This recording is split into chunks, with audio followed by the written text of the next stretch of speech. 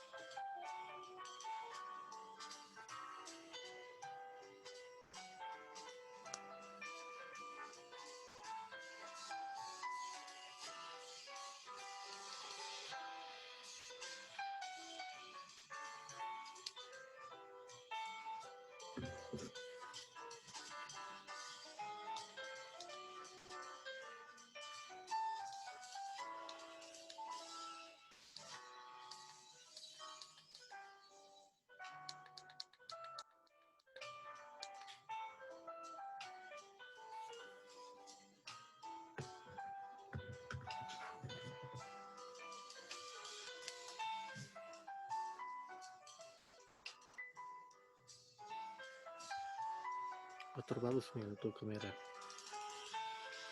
Dev, Valdo, sudah bisa aktif.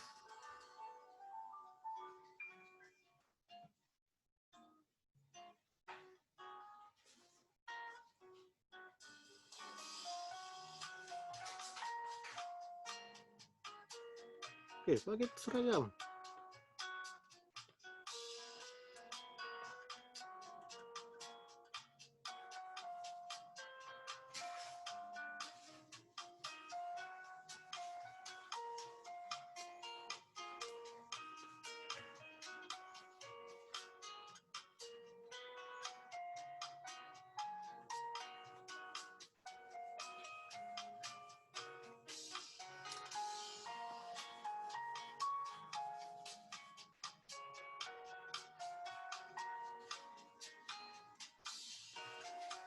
Dev dan Aldo belum masuk tugas.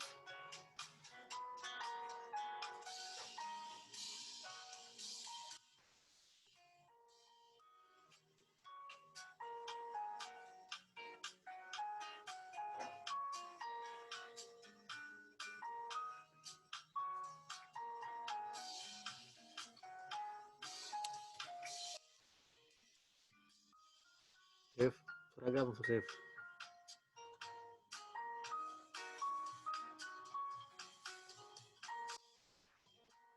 Ya, selamat datang, Diana.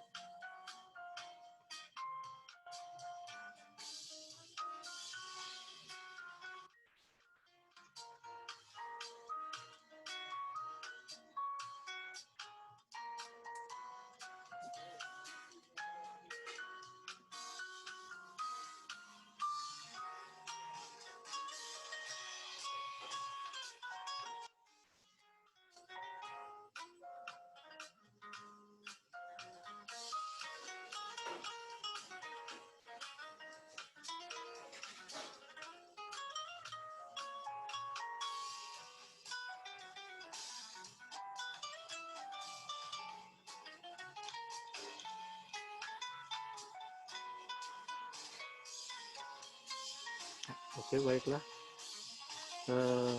Selamat pagi Sekali lagi selamat pagi buat semua.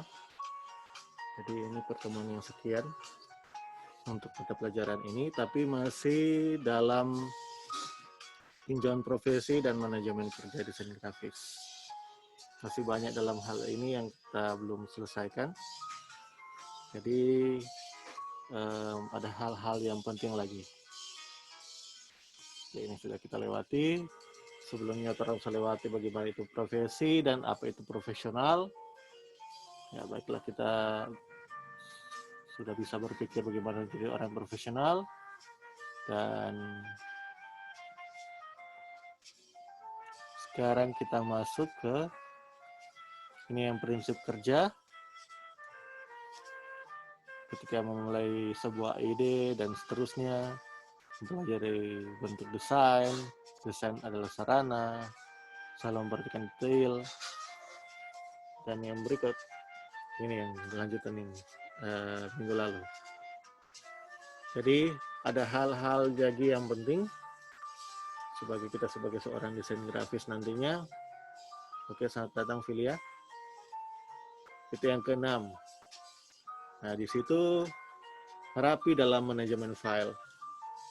Nah, ini yang seringkali orang-orang yang tidak bisa diatur. Maksudnya dalam hal kerapian.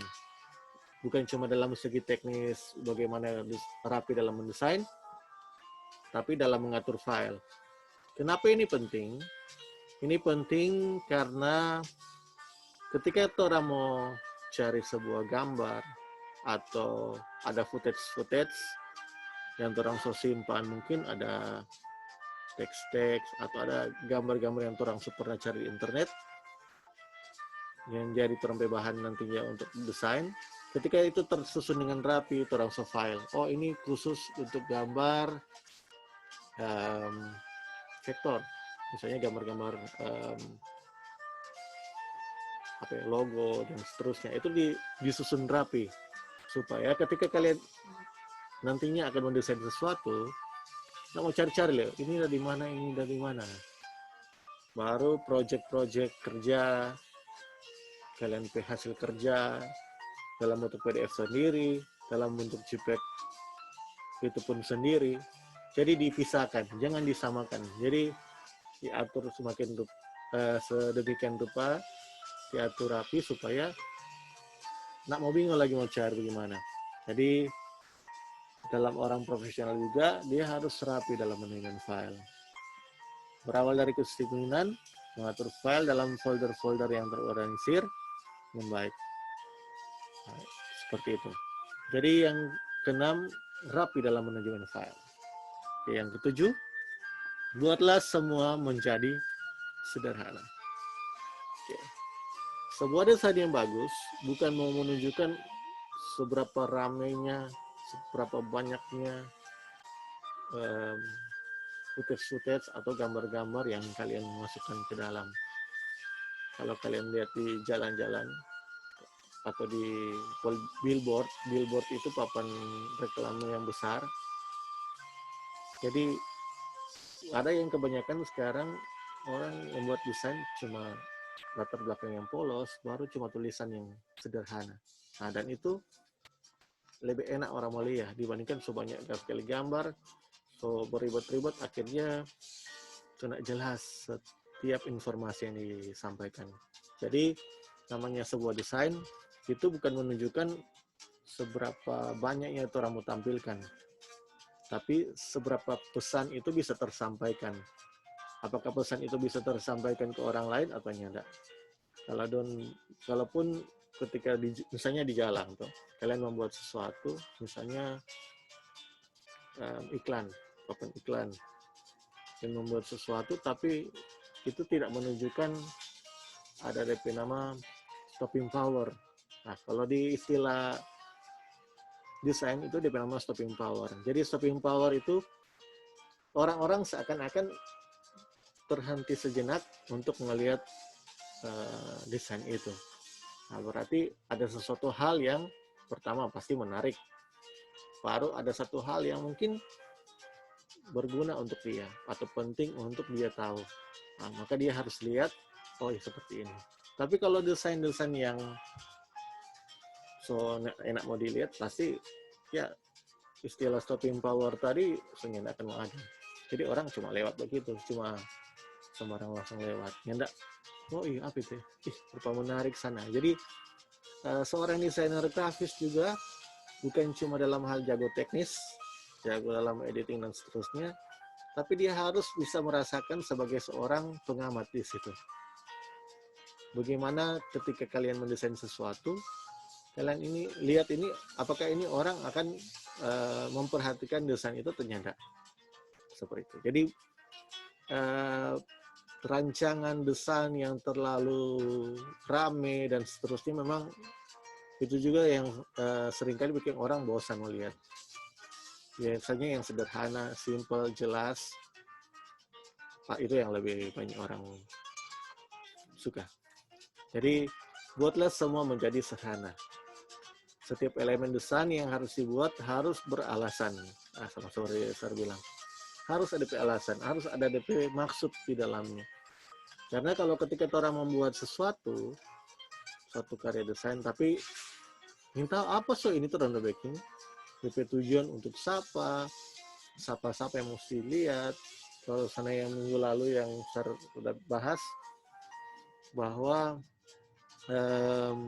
ketika kalian mendesain sesuatu untuk anak-anak, cobalah berpikir seperti anak-anak. Apa yang anak-anak suka? Ketika itu untuk umum, itu harus diperhatikan juga. Karena siapa-siapa yang mau mengamati hal itu. Atau kalian bisa lihat tuh, misalnya iklan-iklan yang ada di jalan. Misalnya ada yang anak-anak nggak mengerti itu, tapi orang dewasa mengerti. Sepertinya contoh iklan-iklan rokok. Itu kan tidak khusus untuk anak-anak di bawah umur. Karena apa? Kita pasti merusak berampai metabolisme tubuh dan seterusnya. Jadi itu sangat bahaya untuk kedua orang ketika dari kecil orang sudah membiasakan hal itu. Nah, maka dalam produksi advertising iklan, jadi orang membuat sesuatu supaya anak-anak itu tidak bisa mencerna informasi yang dibuat oleh iklan itu. Itu kalau kalian lihat iklan secara visual bergerak dan statis, misalnya di jalan-jalan, baliho dan seterusnya, iklan-iklan rokok seperti itu memang susah untuk dimengerti untuk kalangan anak kecil. Jadi dilihat dari segi umur juga. Jadi elemen harus dibuat dengan beralasan. Jadi harus ada makna di dalamnya. Baru gunakan saja beberapa tipografi. Nah, tipografi itu ilmu tentang huruf. Typo. Itu orangnya bilang, yang nambah ketik typo sekali. Nah, jadi itu typografi kok kalau bahasa Inggris. Tipografi, baru garis, bentuk, frame, warna, atau elemen-elemen produk yang lain. Nah, masalah warna juga mendominan sekali. Misalnya ada caleg, nah biasanya ini berhubungan dengan caleg-caleg lah gitu. Kalau ada caleg dengan golongan warna merah, udah merah-merah semua di situ. Kalau ada caleg yang berhubungan dengan warna kuning semua, atau biru dan seterusnya. Jadi seperti itu. Jadi masalah warna juga sangat rentan sekali ketika kalian mendesain. Harus pikirkan. Jadi bukan cuma sembarang-sembarang edit dan seterusnya, tapi harus dipikirkan secara matang. Oke, begitu saja. Dan yang berikut, ikuti aturan. Menyadari bagaimana setiap elemen berhubungan dengan setiap elemen lainnya, maka aturan itu ada untuk dipatuhi. Seperti aturan soal grid ataupun guideline. Yang penting ketika men-layout buku, majalah, buku halaman. Jadi ketika kalian nanti membuat misalnya bikin majalah kan itu dalam bentuk buku. Jadi ada aturan-aturannya, aturan kertasnya, aturan DP segi proporsinya, aturan dari segi seperti apa ini. Yang lain semut dulu.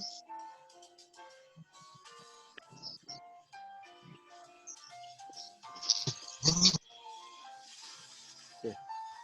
Jadi aturan-aturan juga yang ada dalam segi yang tadi, misalnya berupa hal-hal yang tidak pantas untuk dipublikasikan secara umum.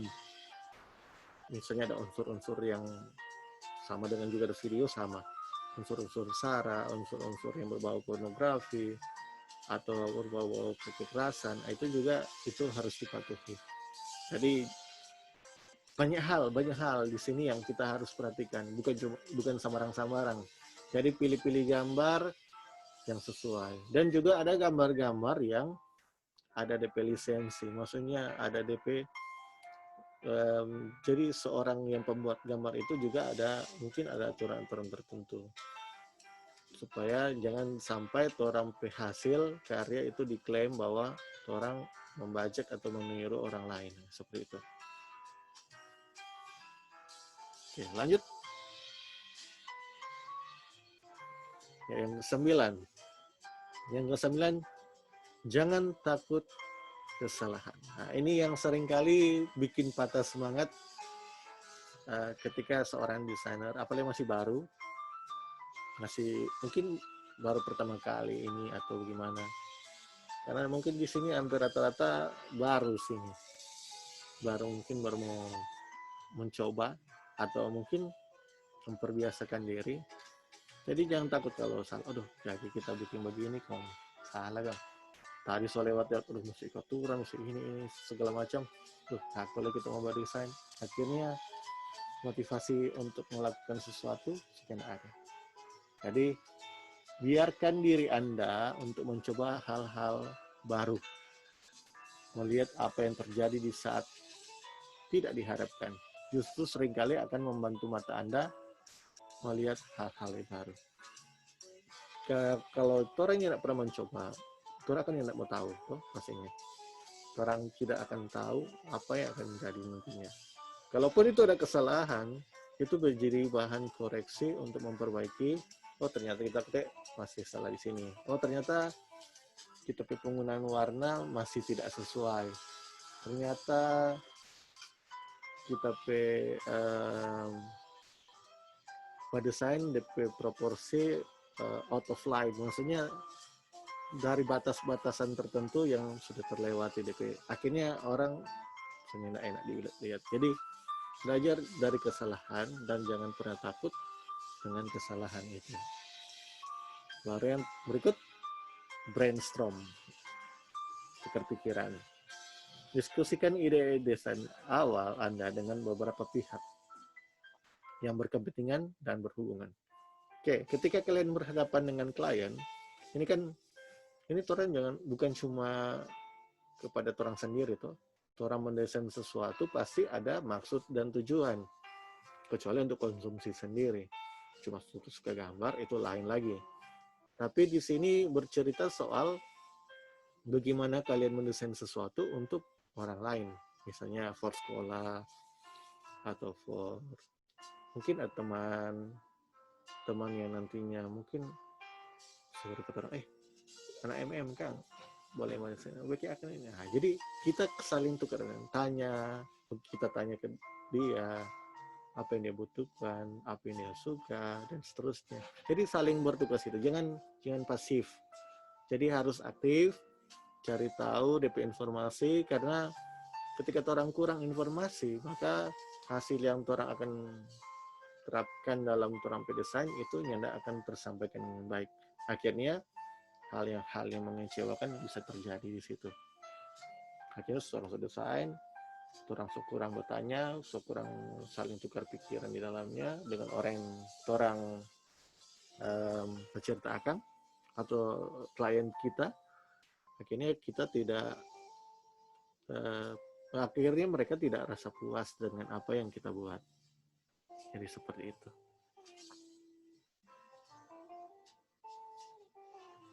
Oke, yang ke-11.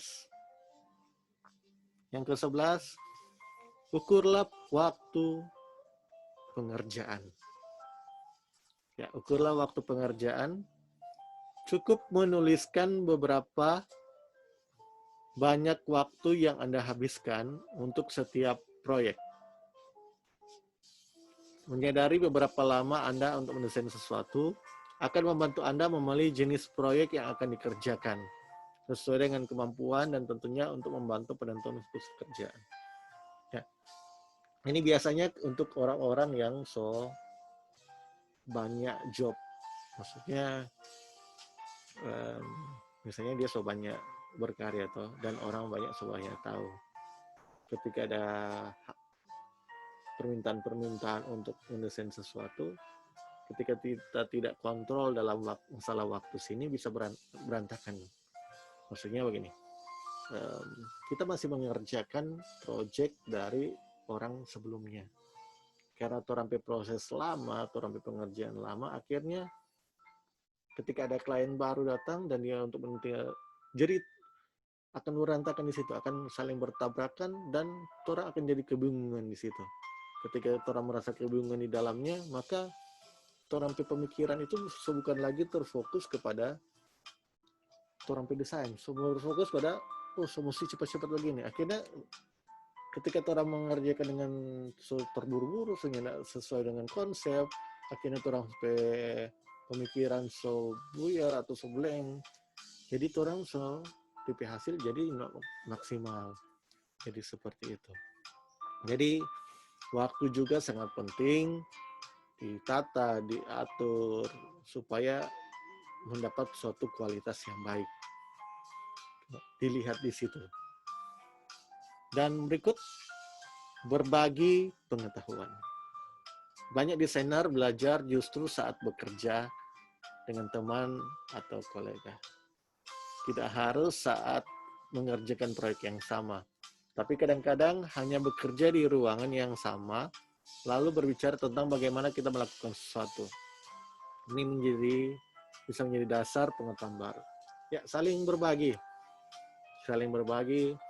jangan saling bolot kita kok suka ini dan seterusnya. Jadi ada hal-hal baru yang pasti kita dapat pada orang lain. Itu juga apa yang orang bagikan, apa yang orang lain juga bagikan, ada hal-hal yang baru per orang. Jadi setiap orang pasti ada pengalaman yang baru.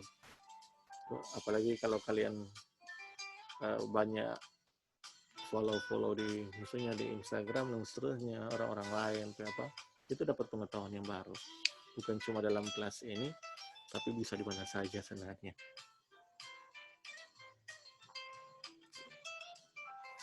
Oke, lanjut. Tentang etika profesi desain grafis. Jadi seperti tadi yang bagaimana seorang desain grafis melakukan sesuatu, sekarang DP etika, DP attitude, karena yang tidak sembarang. Dalam desain Business of Ethics yang dikeluarkan oleh The Professional Association of Design, tercantum hal. Jadi ini hal yang sering terjadi dalam ketika kita sebagai seorang desain grafis beretika yang baik dan benar. Yang pertama, kepada klien, perlakukan semua informasi sebagai rahasia.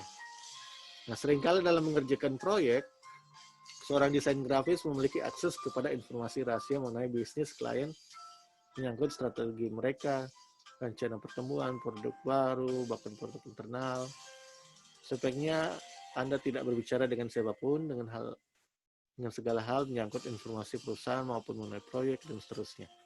Jadi ketika kalian mungkin saling bertukar pikiran dengan klien, ada hal-hal tertentu yang tidak kita bisa ungkapkan ke orang lain atau dalam bentuk kita salurkan dalam desain kita. Jadi mungkin itu hanya sebatas informasi kita saja supaya ketika kita mendesain sesuatu bisa tahu dan maksudnya tujuan seperti apa. Tapi ada hal-hal tertentu yang mungkin orang harus jaga itu kerahasiaan itu. Kepercayaan orang lain terhadap kita itu orang harus jaga supaya tidak jadi hal yang merusak hubungan antara kita dengan klien, seperti itu. Jadi kita harus menjaga jangan sampai informasi-informasi yang fatal atau vital itu kita salurkan dalam tombol desain atau orang mungkin menyebarkan ke orang lain begitu. Jadi cara ini bersifat mungkin pribadi. Jadi kita lihat di situ, no? Kita harus peka terlihat jangan sampai ada hal-hal tertentu yang sampai bisa merusak hubungan antara kita dan klien. Akhirnya serta sudah misalnya orang melakukan hal yang salah atau melakukan pelanggaran itu, kita sudah tidak lagi dipercayakan oleh orang yang tersebut. Akhirnya kita bisa jadi tuntut dan seterusnya. Nah, itu lain lagi. Oke, baru berikut, tidak ada konflik kepentingan. Jika ada memiliki hubungan pribadi menyangkut kepentingan keuangan dan atau produk yang Anda rekomendasikan untuk klien dalam bisnis, ungkapkan hal-hal tersebut sejak awal. Jadi dibicarakan dulu dari awal. Demikian pula jika ada mengerjakan proyek untuk dua klien yang bersaing, Anda harus dapat mengatasi potensi konflik. Jadi, ya ini hal-hal di lapangan yang seringkali orang harus waspadai. Gitu. Biasanya kan ada hubungan, biasa tuh begini kok hubungan dengan politik. So, kalau misalnya mendesain baliho, apalagi yang sekarang kan pemilihan, ya, saling maksudnya ada hal-hal yang tertentu yang kalian tidak pantas. Misalnya di si A kalian bikin yang paling terbaik, di si B kalian mungkin ini, karena kita pro dengan orang yang sebelah, akhirnya menunjukkan konflik yang terjadi. Jadi hal ini juga sangat penting dan jangan sampai terjadi ketika kalian mendesain sesuatu atau ketika nanti kalian terjun di dunia industri nanti, ketika prakrin itu ada hal-hal yang seperti itu yang terjadi. Nah, dan ketika kalian sudah lewati ini, pasti jangan sampai hal itu terjadi ke kalian. Baru berikut, bertindak wajar soal markup. Banyak perusahaan desain maupun freelancer mengambil sedikit waktu keuntungan lebih dari markup harga lain-lain seperti percetakan sejauh markup yang itu wajar, maka ini masih tergolong normal ataupun biasa-biasa saja. Jangan sampai klien merasa ada hal yang tidak wajar pada harga yang Anda ajukan. Lalu melakukan cross-check, ini akan mengganggu reputasi Anda. Jadi, masalah di bagaimana kalian mengatur masalah pasangan harga itu seperti ini masalah bisnis. Karena orang bidang ini memang bergerak di bidang itu. Berbidang di dalam dunia bisnis. Karena untuk mendapat suatu karya yang baik pasti ada karya, ada pemasukan. Jadi kalau tidak kalian ngomong sesuatu pasti dia akan ngomong sesuatu. Jadi seperti itu. Tapi ini hal-hal seperti ini kalimatnya kalau kalian mungkin berakirin itu cuma dengan atasan atau bos yang melakukan hal itu. Jadi mungkin memang sangat singkat lagi kan, semua habis lagi waktu. Jadi nanti kita akan bertemu lagi berikut. Ini sejadwal baru, jadi kalau saya lihat jadwal baru, jadi seperti itu. Dan yang belum kasih masuk tugas, boleh selesaikan, tapi sudah ada bonus poin batas waktu. Jadi seperti itu buat Dev. Aldo, jangan lupa, biasanya kalian ikut meeting seperti ini, Zoom meeting, tapi di absen nanti kalian sudah tidak mengisi absen. Akhirnya di situ Sir cuma mau ambil data dari absen situ. Jadi yang ikut meeting ini juga mengisi absen dalam kelas dojo. Jadi nanti sebentar Sir bikin DPW portofolio dan terakhir seorang seperti biasa terhambur foto lagi. Oke, siap posisi masing-masing. 3, 2, 1.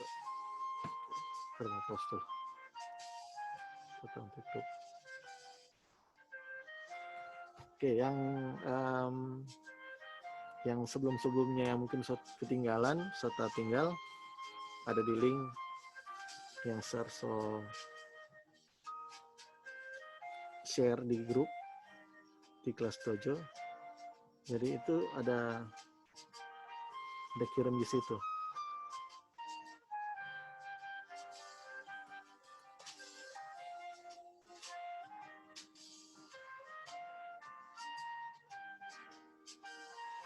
Oke, sekali lagi kita foto.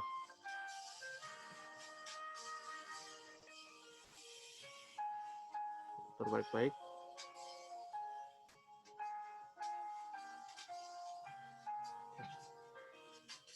Tiga, dua, satu.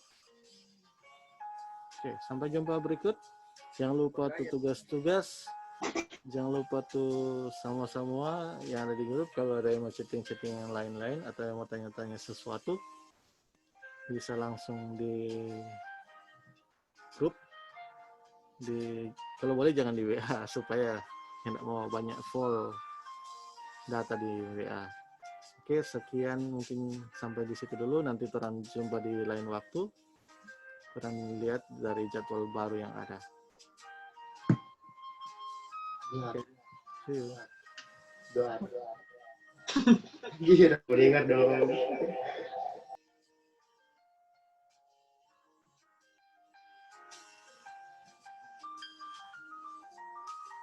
Filia.